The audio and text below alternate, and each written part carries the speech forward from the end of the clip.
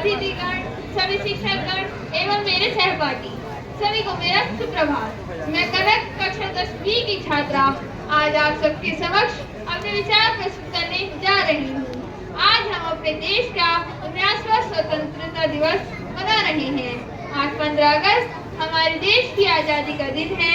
इस दिन हम अपने देश की आज़ादी के लिए शहीद हुए वीरों को श्रद्धांजलि देते हैं और उनके बलिदानों को याद करते हैं।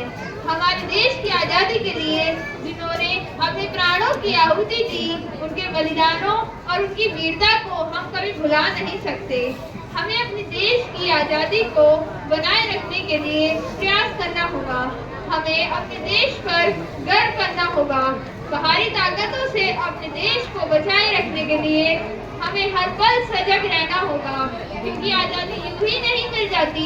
इसके लिए भारी कीमत चुकानी पड़ती है और यह भारी कीमत चुकाने वाले और कोई नहीं बल्कि हमारे ही देश के क्रांतिवीर हैं, जिन्होंने अपने प्राणों की परवाह न करते हुए अपने देश को अंग्रेजों की गुलामी से आजाद कराया, जिनमें नेताजी सुभाष चंद्र बोस, महात्मा गांधी, भगत सिंह, राम प्रसाद बिस्मिल आदि वीरों के बलिदानों को हम कभी भुला नहीं सकते, जिनके अथक प्रयासों के कारण आज हम स्वतंत्रता के खुले आसमान में आजादी की सांस ले रहे हैं।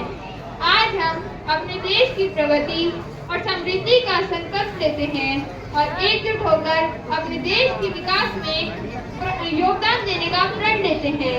हमें अपने देश की विविधता और एकता को बनाए रखने के लिए काम करना होगा। हमें शिक्षा, स्वास्थ्य और आर्थिक विकास पर अपना ध्यान केंद्रित करना होगा। हमें अपने देश को विश्व के नक्शे पर एक प्रमुख स्थान पर पहुंचाने के लिए काम करना होगा। वैसे तो हमारा देश दिनों दिन उन्नति के शिखर पर पहुंच रहा है और आज विश्व की चौथे नंबर की अर्थव्यवस्था बन चुका है।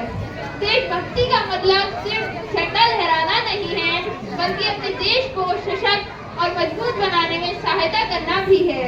हमें अपनी युवा पीढ़ी को शिक्षित और सशक्त बनाने में काम करना होगा, ताकि वे देश को मजबूत बनाने में महत्वपूर्ण भूमिका निभा सके। अपनी वाणी को विराम देते हुए अंत में मैं बस इतना ही कहना चाहूंगी, आज देश की शान देश की, आज देश की शान देश की, देश की हम संतान हैं, देश की हम संतान हैं। 3 रंगों से रंगा तिरंगा, 3 रंगों से रंगा तिरंगा, अपनी ये पहचान है, अपनी ये